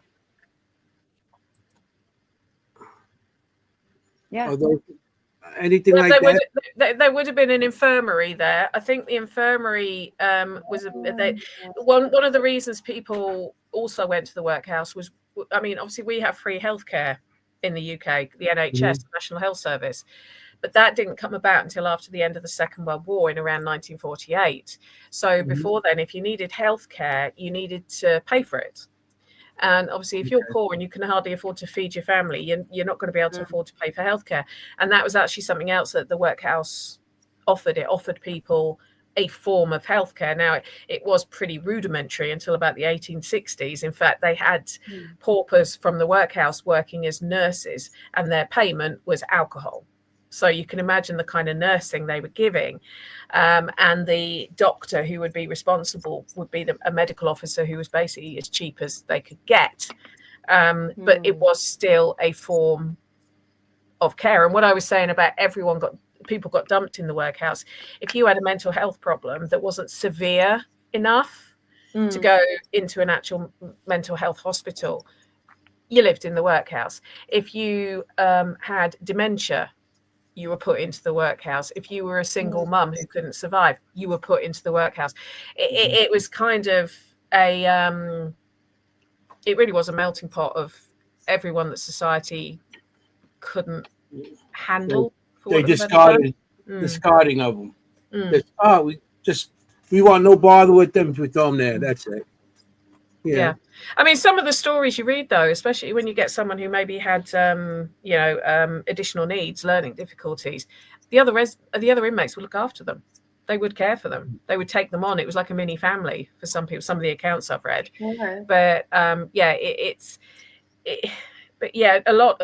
I'd say pretty much everything you've said, Kimm, makes sense to me. I would say the one thing they really kept saying to me was workmen. These were working people. Like that's all they kept saying to me. And I was like, okay. But so that's so interesting that you guys call them workhouses, because we call them poorhouses here. Yeah. And there was a poorhouse actually in my own town that I did research on, because there's a reservoir here, and they chose to go over the poorhouse. Out of all the places to put the reservoir, they chose to get rid of the poorhouse, displace those people. And there's actually graves underneath the reservoir that nobody talks about, nobody knows. But I was able to figure that out and bring that to light. So thanks, Penny, for, same thing, bringing light to a group in society that may not have had their voice really told, especially in the history books where they kind of like, wash over all of it or discolor it, or, so that's great. Thank you for bringing more. Yeah. No, you're welcome. I think the thing is, I mean, the problem is an awful lot of people that were in the workhouse were illiterate. So they couldn't actually tell you what their story was. And people tend to get a view of what the workhouse was like because of books like Oliver Twist. But if you actually look into what Dickens is talking about in there, he's actually mixing and matching the two worst aspects of the Victorian workhouse and what was the parish workhouse. And I'm sure that there was abuse in them. That any institution, even now, I mean, you look at schools, modern day schools, kids still get beaten, they still get bullied. It's a problem when you have a lot of people in a small area. It's unfortunately it's gonna. I'm not saying it's right, but you can also find lots of articles where they're trying to stop that in the workhouse. They were trying to make it run as smoothly as possible. Once it was found. I'm not condoning saying we should bring them back. That's right. But it's when you need to look at them with what the history of the time was. So when people go, oh my God, they were in the summer, they were expected to start work at 7:00 in the morning. They would have done if they were on the outside. They would have started work as early as possible. They would have done a 12-hour day and not thought twice about it, because that's what was required, the norm. Really. When people say, oh, they only ate meat 3 times a week. That's probably more than they would have eaten on the outside if they were that poor. They wouldn't have been able to afford it more than once a week if they were lucky. Yeah. So you have to look at what their life would have been like. Yes. I mean, you've got to bear in mind they didn't stop sending young boys down the mines until 1842. And we're thinking being separated from your husband or wife is the worst thing. I personally, I wouldn't. I mean, the thought of sending my 11-year-old down the mines. But I'm not saying they were a great place. I've just noticed someone's comment there about her grandfather, I think, was raised in a work farm. Really? No, they weren't fun places. But were there worse places they could end up? Yes. Yes. Yeah. Yes. Yes. Absolutely. In some cases, you were already in a worse situation. Yeah. In some cases, right, in the gutter. I Often mean, you were yeah. in a worse situation. Yeah. And it's like Tala, like you said, they said, okay, right now, lobotomy is not the standard of care right now. But at the time, occasionally people were helped by it, as barbaric as it sounds. And we had read about people who said the lobotomy actually helped me a great deal. I think, I mean, not that we condone it now, like you No. said, not that in today's world we look back and think, oh my gosh, how barbaric. But at the time, it helped some people. Well, I've recently done a talk on the history of the Victorian Asylum. I did it at the weekend at the event I was at, the Parameet Parakeet, the Parameet Parakeet, as everyone's calling it. That's funny. That's made me chuckle. The Parameet Parakeet. Parakeet. And yeah, I mean, obviously lobotomies didn't start coming in until the 1930s. But Right.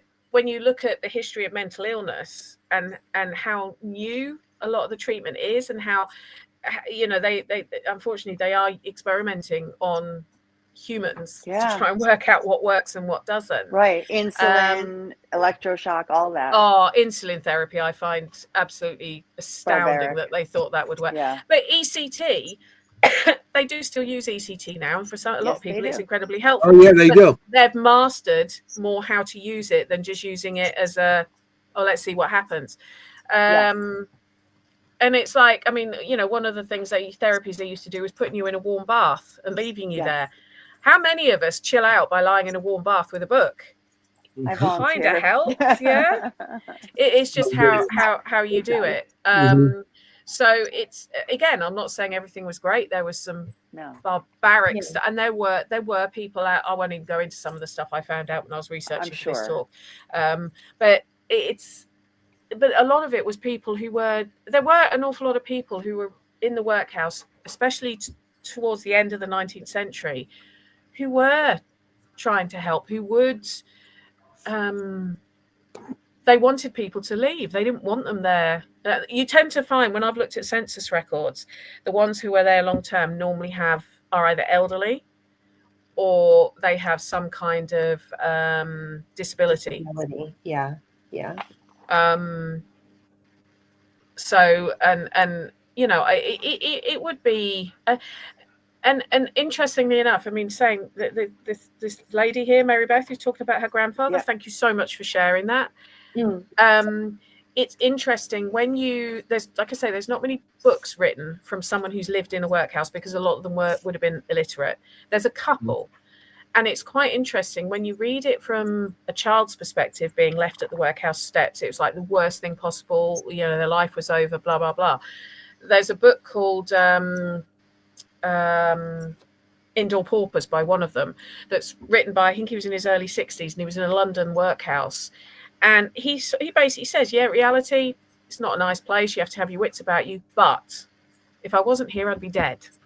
And and it's interesting. So I think the child can't see what they're being kind of saved from in a way, because their perspective is different. And I mean, I can't imagine the trauma of, during the Depression, your mum saying, I can't look after you anymore. I'm going to leave you here. I mean, the trauma from that would be unmeasurable, really, wouldn't it? I would have thought. But yeah, it's. Sure. I say I don't think they would. I wouldn't want to bring them back, and I wouldn't. But it's when I look at history, I don't know about you guys, but when I look at history, look at what society was like at the time, and even though we don't agree with it now, right? There's reasons why they did stuff the way they did, especially stuff like that. I know in America when they used to have a lot of children, so they could have help, and if a child died, he just died. It was like, not today. Your child, you just, it's hard for us because we can't understand that. But back then, they used to have children, and then I know out in Long Island over here, they got a place, Old Bethpage, and it's like it's a village that they brought all the old houses to.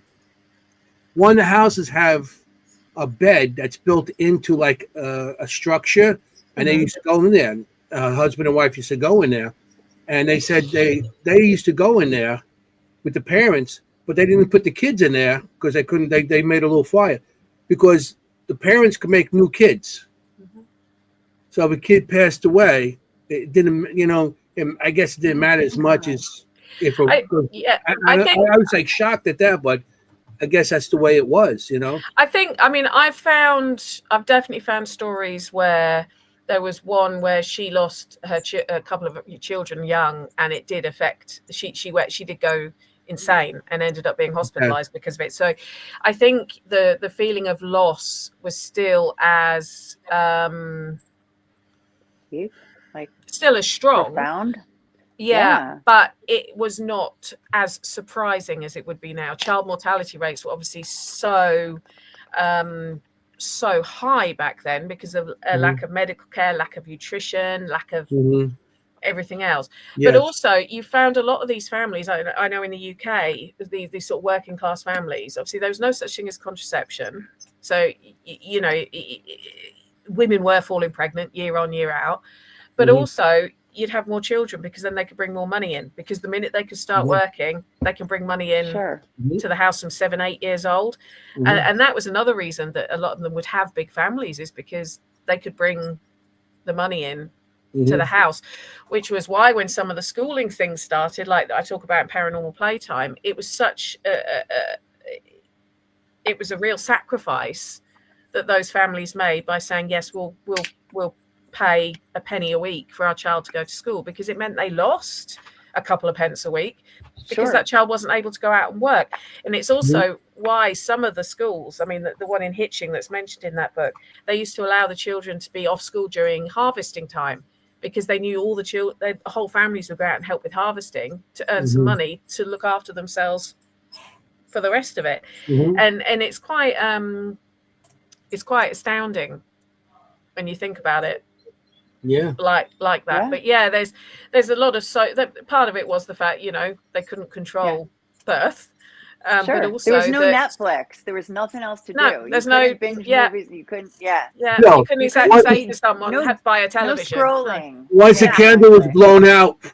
Exactly. Yeah. What else are you gonna do? It was pitch black. Exactly. Pretty much. What else are you gonna do? Hey. I mean, let's face it. Queen Victoria openly admitted to not liking children, but she fancied her husband, and that's why she had such a big family. I mean, there you go. It's the way it is. When I did my genealogy on my family and stuff, and you bring up the census and all that stuff, and you'll see like young children in there, and then you look, and then the child would die, and they have another child, and they're named the same name. Yeah. And so that always freaks me out a little bit. Like, that really freaks me out personally.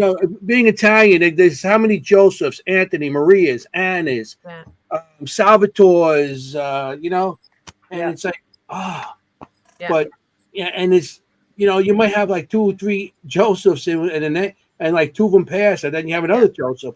Yeah. Same here.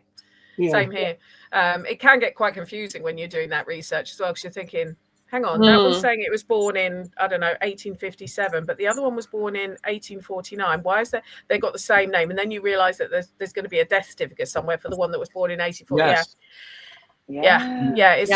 It was a very common thing to name after another name. They would also sometimes say, I'm just reading the comments as we're talking, there was also sometimes they would only name a child so they could get it christened just before it died, so that there's a lot of things they would save up to pay for the baptism, so if a child was going to pass away as well. And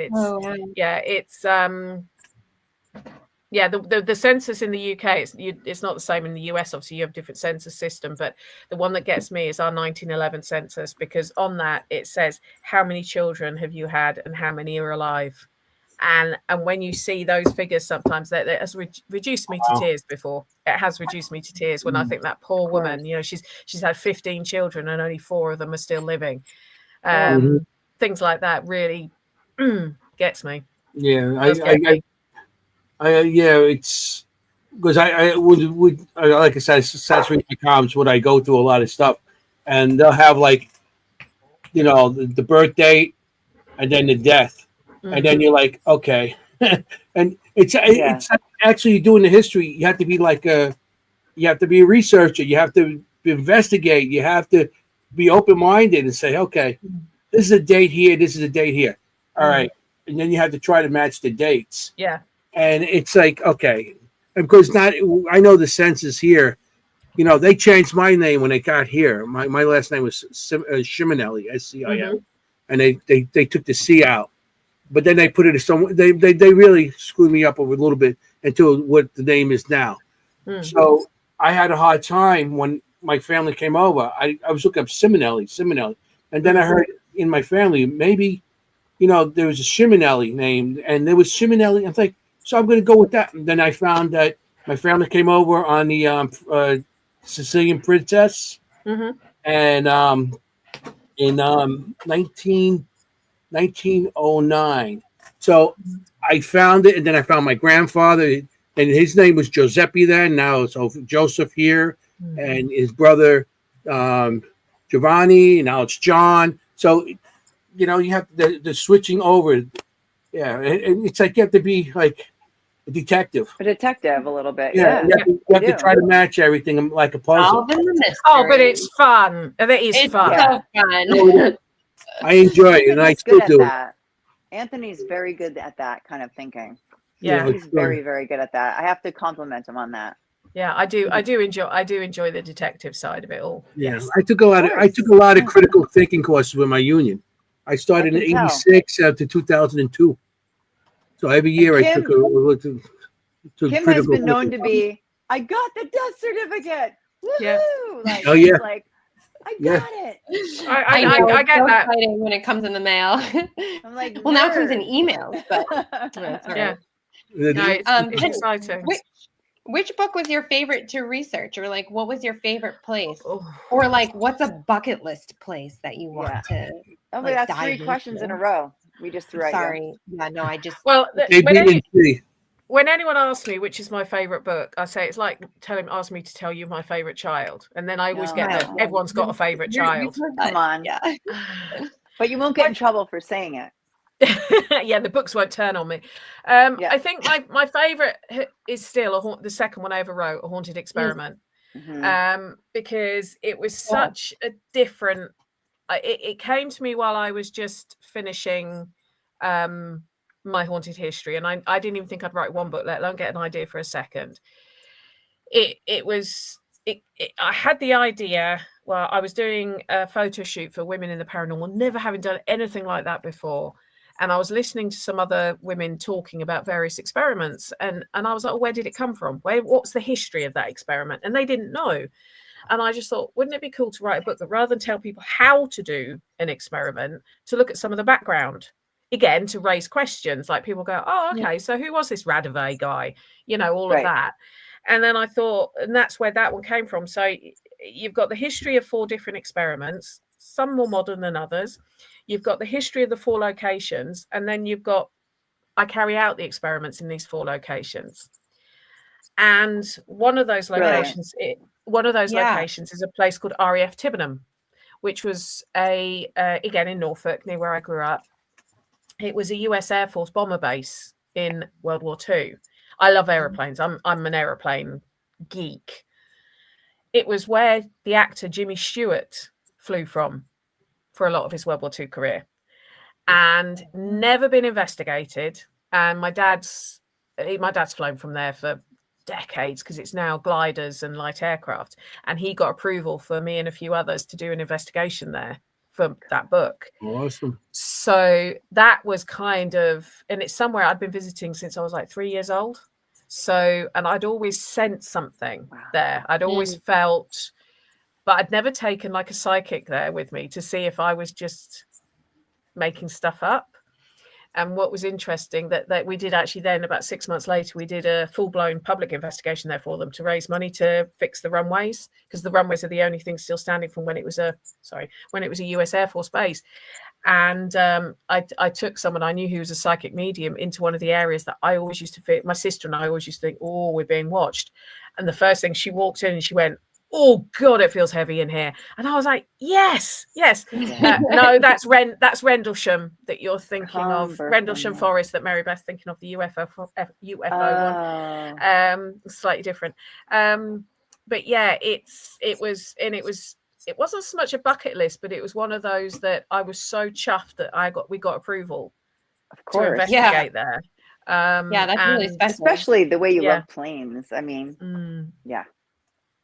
But it's so that one is probably my favorite. But I do love all of the books I write. There's a bit of me in every book. If that makes sense. There's a piece of my heart in every single book. I mean, It makes much sense. Yeah. yeah. I mean, all of them I've loved researching and writing. But Haunted Experiment, because it was my second one, and I never thought I'd write one, let alone come up with an idea for another one. And because, like I say, going into Tibenham, which was somewhere I've been going to for well over 40 years. Yeah. That's amazing. And I have got a sort of with the village I grew up in, where the one where I walked the dog, that was actually the headquarters for part of the US Air Force Bomber Command in World War II. There's a big hall there. I talk about it in the new book. There's a big hall there, and that was where the second had their headquarters. And it was weird because I always used to walk around the woods there as a kid, and I always used to feel I was being watched. I thought it was because the hall at that point was being used for one of the Formula One teams, Lotus, and I thought it was security there. And it wasn't until I started doing all of this that I found like maps of how many huts were there that were World War II US Air Force bomber huts, and it all started to make a lot of sense. Sure. So and Norfolk itself was known as Little America during World War II. And if anyone's ever watched Masters of the Air, that series on Apple, that will make a lot of sense. But there were so many US Air Force bases in Norfolk, it was known as Little America. I wonder if that's where my grandfather was, because he was in the Air Force, and he was over in Britain. I wonder if that's. I have photos. I have all kinds of photos of him. And wouldn't that be amazing? Feel free to send some. Feel free to send some over to me, and I'll will. see what I can find. Yeah, because there was loads of bases in Norfolk. Bomber bases. A hill. I don't know. There's a hill that he took pictures of from the air. I don't know. I'll send them to you, but I wonder if definitely that would be wild. Yeah. So Jimmy Stewart was a pilot. He flew. A lot of people don't realize that. They think he was just like just went on the air. No, he was an incredibly talented pilot. And crews would want to fly because he flew Liberators. And crews would want to fly with him because he was known to be so lucky and so good at getting his crew home in one piece. He flew from there, and then he went to an airfield called Old Buckenham, which is about 6 miles away. But then he became one of the sort of more commanding officers. So he would have spent time in Ketteringham at their headquarters that I knew. He would have been there at some point. That's incredible. Obviously, he wasn't the only person. There was an awful lot of incredibly brave people. But he was an incredible pilot. He was very, very well regarded by the men under him. Not everybody knows that. No. I know from your book. I didn't know until I read your book. Did you not? You see, I love telling people that these sort of stories, because there's an awful lot of Jimmy Stewart. There's an awful lot obviously written about his acting career, and I mean the scene. I'm sure there's people who know this, and I'm probably teaching people to suck eggs. But you know the scene in It's a Wonderful Life where he breaks down when he's hugging the children. He genuinely broke down. Basically they filmed that just after the war had finished, and he had covered up the fact that he was sending letters out constantly to families saying, sorry for the loss of your son, sorry for the loss. That genuinely is him breaking down. He genuinely broke down filming that. And then we all break down at the end of the movie. He's not acting. Yeah, he's not acting at that point. He admits that it was a genuine, it was kind of a cathartic moment for him. Dig into something. Well, he'd been bottling up that sort of, I suppose, post-traumatic stress from being a commanding officer and everything he'd seen and dealt with. I mean, you know, when you watch something like Masters of the Air, which I think depicted it, obviously that's a different airbase. That's Thorpe Abbott's, the Bloody 100th. They were flying Fortresses, not Liberators. But when you see them sort of waiting for their aircraft to come back, that's what it was like. You were literally counting down. And I don't know how gory we can get on this show. But the responsibility must have been just crushing. yeah, the fact that they somebody told me once, it was somebody who was ground crew, said the first job he ever had was hosing down the inside of the aircraft. So, and you can imagine he was in charge of a lot of this, so he was the responsible. He was that scene in It's a Wonderful Life is genuine. He's not acting. He genuinely broke down on set filming that scene. Now you see why we could listen to Penny all night. Although she cannot, full of the good stuff, full of the good info. The location that we did tonight, the workhouse, which is that in one of your books? Which book is that one in? That's in the first one. I mentioned Gresson Hall in the first book. Yeah. Perfect. Cool. Yeah. Cool. Love it. But I also mentioned a workhouse in my most recent book as well. Because without giving away too much, the old maternity hospital in Chelmsford where I gave birth to my first son was the old workhouse, and that's quite common. That a lot of workhouses, when the workhouse movement finished in 1948, it changed in 1930, but when it finished in 1948, a lot of them either became old people's homes or hospitals, depending on the bulk of the people in there. Now, Gresson Hall became an old people's home until 1974, 1975, I believe. But Chelmsford, where I live, became a full-blown hospital. So it's quite interesting when I'm driving around, I can recognise if a building was a workhouse or not because of its design. And you normally you can find out what it became after 1948. And like I say, a lot of them, depending on the I suppose the bulk of the people who are in there. If the bulk of the people who were in there were needing it for the hospital start, it became a hospital. If the bulk of them were elderly, and that's why it was like an old people's home, for want of a better term, that's what it became for quite a long time. Love it. That's awesome. Gosh, we didn't even talk about the school yet. No, we didn't talk about the school. I know, it's like we're running out of time too. I know. Yeah, I know. Yeah. Well, all I will say is the cover of the school's book, if you want to hold it up again for me, Jenny. Yeah. The two children on the front, those are my sons. They modelled for me for that cover. Yeah. And they didn't even charge me. I didn't even have to sign a contract or anything. No, they don't get royalties for this. No, no royalties. There's no copyrights or anything. That's so cute. No, but the rule is I have to tell everyone that's them because they're quite excited that. I mean, that's a good few years ago. I brought that one out, but I was going to say they're young here. Yeah, they are. Yeah, so that would have been 20. That came out COVID. That's when that one came out because I hadn't even written a haunted experiment when I was asked to the school that one's about. We could talk about that another time. Yeah, the school that one was back. Yeah. Oh God. We planned it that way. Yeah. What you're gonna get me? Like I'm so tired. Maybe we record that during the day. I don't mind as long as you give me fair warning. And if it's school holidays, it's great because I don't have to get up at 6:30 to get the kids up for school. It works. Oh God. Good. What was I going to say? Yeah. So I can't remember what I was going to say now about that. Sorry. One. Oh yes, I know. So I was doing an investigation there, and the group I was with were telling the manager of the museum, "Oh, Penny's a really good writer. This is her book. Blah blah blah." And he was like, "Well, we're looking to have someone write a book like that about here. Would you be interested to write the book because it's our 25th anniversary of being a museum?" And this was just before. This would have been was COVID? We shut down March 2020, so 2020. This would have possibly been October, November 2019. They asked me, and I said, "Well, I've just got this other one I'm trying to finish. Once I've done that, be happy to."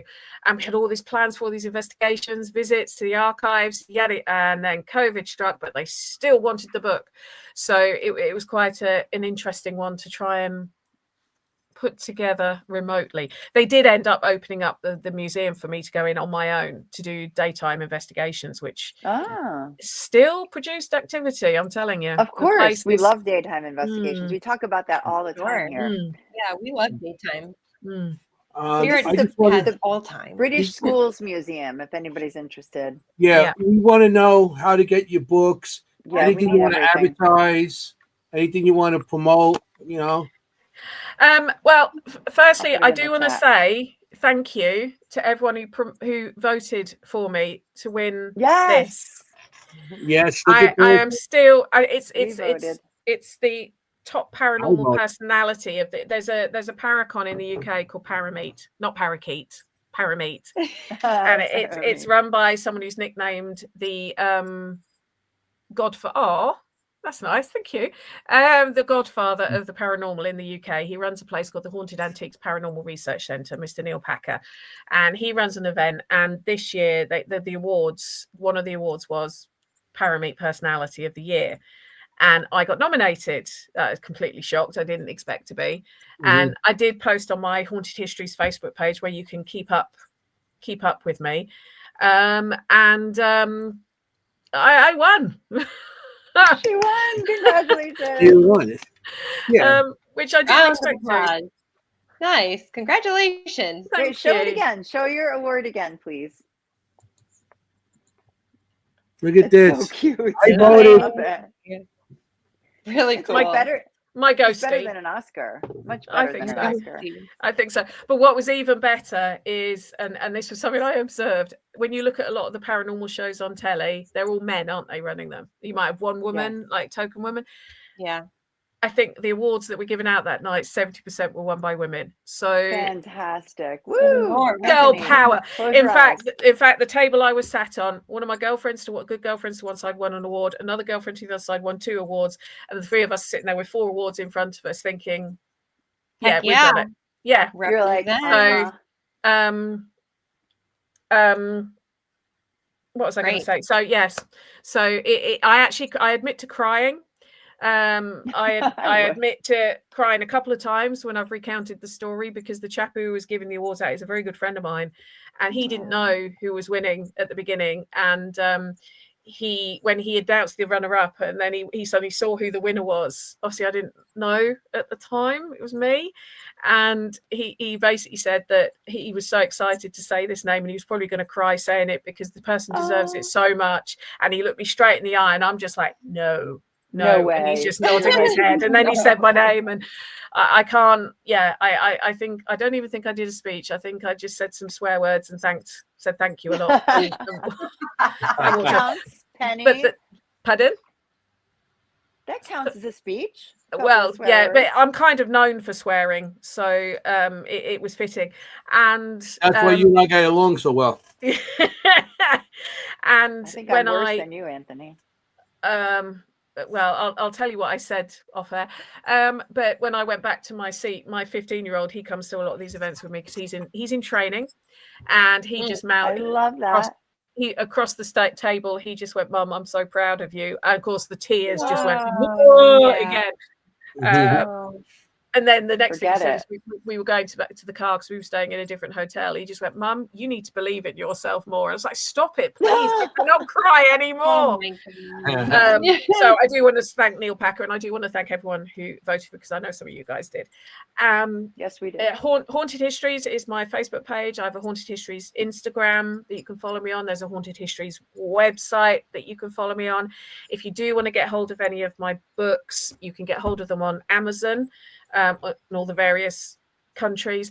I can send out signed ones, but at the moment the postage to the US is incredibly expensive. It doubles the cost of the book for you. But if you do buy one ever, and I'm over in the US and you want to come and meet me and get them signed, I'd happily do that. Oh, thanks, Penny. Yeah, that's awesome. Thank you so much. You're very I will welcome. take you up on that with my You do. Yeah, copies of so all your generous. books. You better make sure your pen has a lot of ink like- for all the books she has. I know. I'm gonna come with like my armful of Penny Griffith's morning books. It's fine. It's fine. When I did Penhurst recently, this lovely young woman had seen me on the Saturday and said she'd be back on the Sunday to buy a book. And I'm like, great. She comes back on the Sunday and I went, which one do you want? She want one of each. I'm like, really? And she went, yeah. And I was signing away, trying to put a different comment in each one. Yeah. Oh. Well, That's with Jennie, you had to write to fangirl. Fangirl Jennie. There, I am Jennie. very, very proud to call Jennie a fan. It Thank makes you my so much. day. You're so welcome, my love. Thank you. He makes You fun of should me. when be. I told you, Thank She's a you. great when I told you kid to coming on the have. show, she was like so like, Very okay, supportive. cool. I read all the books. It's like, okay. I'm waiting for you to admit you're a fan, Anthony. You I'm are always a fan of you. Because you know why? Because it's tomato. Tomato. Oh, here we go. As long as she can say cannoli, Aluminum. you're fine. Aluminium. As long as she can pronounce cannoli. Yeah, cannoli. Drink, everybody, drink. Cannoli. Oh. No more Cannoli. water I left. didn't say much tonight, so we got to say a couple of cannoli. Cannoli. Yeah. It's like shots. I have one drop. Cannoli. I have a drop Cannoli. of water. Hit the bottom of the cup. Get it out of there. So, That's funny. So I where just will you wanna- be coming up? Like, do you have any events coming up? Paracon, something like? Where can people meet you? Not coming up at the moment. I'm deliberately taking some time out to start working on the Good next for you. book. And you have Festival of the Unexplained in September. I'm not doing it this year. Okay. Because it's on the weekend on my son's 16th. And Well, whilst I'm sure he'll want to be out with his mates and won't want to spend time with his old mum and dad, oh, I want to be out, I be don't know around. about that. I want to be around for Yeah. his 16th. Oh, okay. So I won't be doing it this year, but there's some really very cool. I mean, Ron and Lourdes are going to be there. How much cooler do Go you see need? Ron and Lourdes. yeah. Well, I think Todd and Camilla's going to come and visit you guys. They too. are coming over, which is why Todd was mentioning it, because he grabbed a copy of, where's it gone? This one.